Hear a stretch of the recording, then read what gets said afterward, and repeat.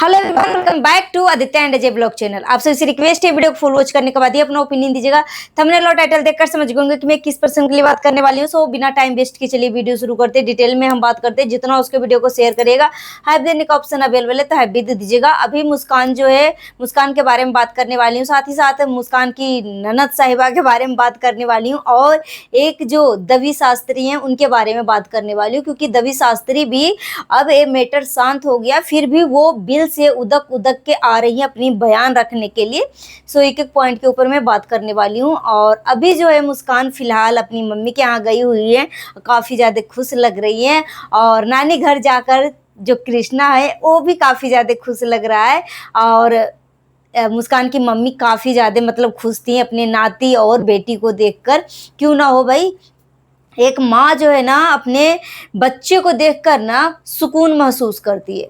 ठीक है, एक माँ कोई भी अवस्था में, कोई भी हालत में हो, एक माँ अगर एक बच्चे को जन्म दे सकती है ना, तो एक माँ अपने बच्चे को दुनिया के हर बुरी नज़रों से प्रोटेक्ट भी करने की क्षमता रखती है। एक माँ अपने बच्चे को कमा कर पोसने का भी क्षमता रखती है।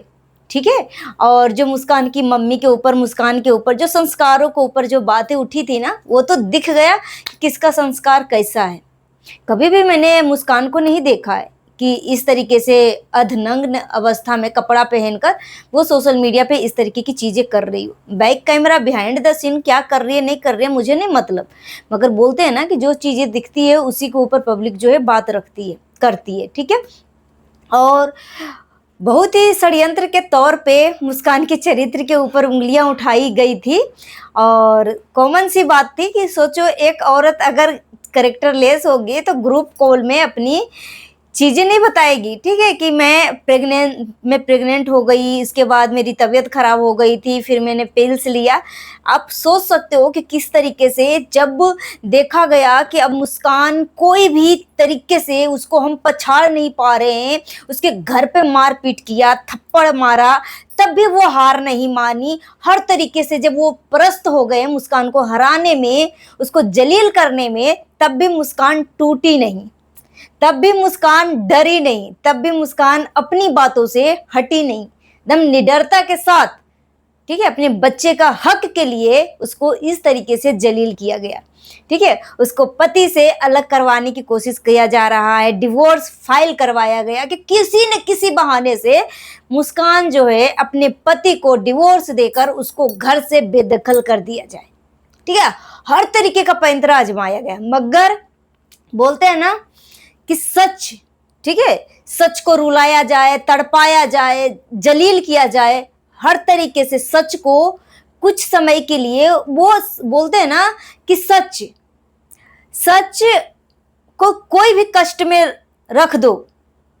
और जो झूठ होता है ना, स्टार्टिंग में बहुत ही उसका बोलबाला होता है, उसके लिए स्टार्टिंग में सवासियां भी पड़ती है, लोग भी इकट्ठा होते हैं। झूठ का जो होता है ना बहुत ही बोलबाला होता है, मगर सच हमेशा अकेले चलता है।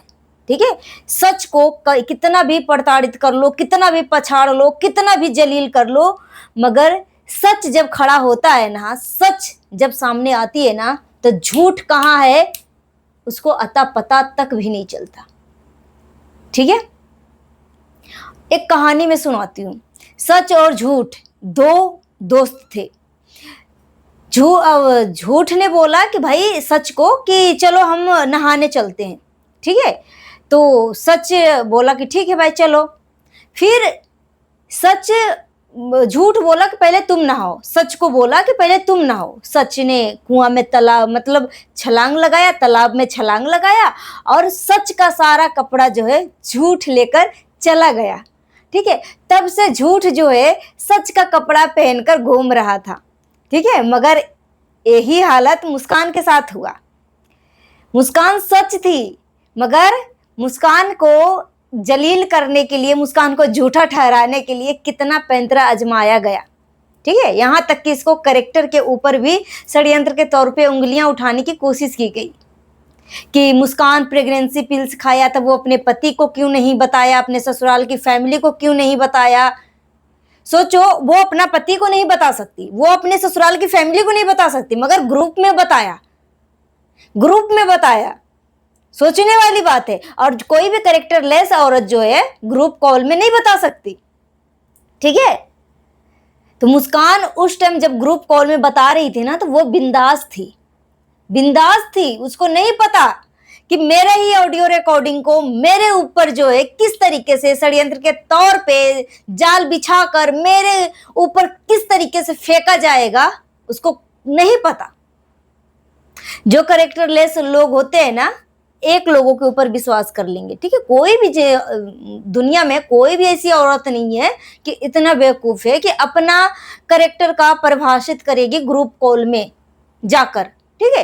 एक पर्सन को हम मान लेते हैं कि चलो भाई उस पर्सन से इतना ये बिंदास विश्वास करती है, इतना लगाव है कि उसको अपना मानती है, तो एक पर्सन से अपनी दिल की बात बोल दिया, ठीक है। मगर ग्रुप कॉल में कोई इस तरीके की चीजें नहीं करता कि मैं करेक्टरलेस हूं, मैं प्रेग्नेंट हो गई, मैंने पिल्स ले लिया, वो ले लिया, वो ले लिया, ठीक है। तो किस तरीके से फेंका गया मुस्कान को गिराने के लिए उसके करेक्टर के ऊपर, क्योंकि एक औरत का जो करेक्टर होता है ना, सबसे कीमती होता है। बोलते जिंदगी में पैसा आप हमेशा कभी भी कमा सकते हो, बुढ़ापा तक कमा सकते हो, मगर बोलते हैं ना कि एक बार अगर करेक्टर गिर जाता है ना, एक बार आपके चरित्र के ऊपर उंगलियां उठ जाती है ना, और उस चीज को आप साबित हो जाता है कि आप सच में करेक्टरलेस हो, तो एक औरत का चरित्र पे लगा हुआ दाग उसके मरते दम तक नहीं धुल सकता, नहीं धुल सकता। लड़के के ऊपर, मर्द के ऊपर, करेक्टर के ऊपर लगे हुए दाग उसके पैसे, उसकी कमाई से धुल सकता है, मगर एक औरत के ऊपर, करेक्टर के ऊपर लगे हुए दाग उसके मरते दम तक नहीं धुल सकता। ये बात कड़वी है मगर सच है। तो सभी तरीके से उसको अजमाया गया और नहीं हारा। जब मुस्कान नहीं हारी, ठीक है, उसको नहीं हरा पाया कोई, तब उसको लास्ट में करेक्टर के ऊपर उंगलियां उठाकर उसको दबाने की कोशिश की गई। मगर बोलते हैं ना कि जो निष्पक्ष और जो सच्चे लोग होते हैं ना, वो अपनी बातों से कभी भी पीछे नहीं मुकरते, और ये बात साबित हो गया। एक आदमी जो है उम्मीद रखता है कि मेरी पत्नी जो है मुझसे सारी बातें शेयर करे, ठीक है, शेयर करे, मगर एक आदमी जो है अपनी पत्नी के ऊपर हाथ उठाए, इसके करेक्टर के ऊपर उंगली उठाए, उसके मायके की फैमिली को उल्टा सीधा बोले और फिर उसके ऊपर मारपीट करे, ठीक है, और वो उम्मीद लगाए कि मेरी बीबी कुछ भी उसके साथ हो रहा हो, वो मेरे साथ सारी बातें शेयर करे। एक कभी भी एक औरत नहीं कर सकती। बोलते हैं ना, तालियां दोनों हाथ से बजती है। अगर तुम अपनी बीबी से इतना उम्मीद लगाकर बैठे हो कि मेरी बीबी जो है सारी आप बीती अपनी मेरे साथ शेयर करे, तो उसके लिए तुम्हें भी अपनी बीबी का दिल जीतना पड़ेगा, ठीक है। और यहाँ पे मैं बात कर लूं, जो दवी शास्त्री हैं, वो तो गालीबाज औरत है ही है, इसमें कोई दोहरा रही नहीं। मगर एक वीडियो मैंने, एक क्लिप मैंने देखा जिसमें दवी शास्त्री बोल रही है, जितने भी रिश्तेदार हैं, जितने भी कोई भी हो, मैंने जिससे भी झगड़ा किया, ठीक है, एक बार मैंने बोल दिया, ठीक है, तो मैं कभी दोबारा इससे मैं बात नहीं करती, ठीक है। सिर्फ और सिर्फ जो ननद साहिबा है, ननद साहिबा की जो मम्मी है, वो ननद लगती है, ठीक है, दबी शास्त्री के ननद है। मुस्कान की जो ननद सास है, वो दबी शास्त्री की ननद है, ठीक है। तो ननद भौजाई का रिश्ता है।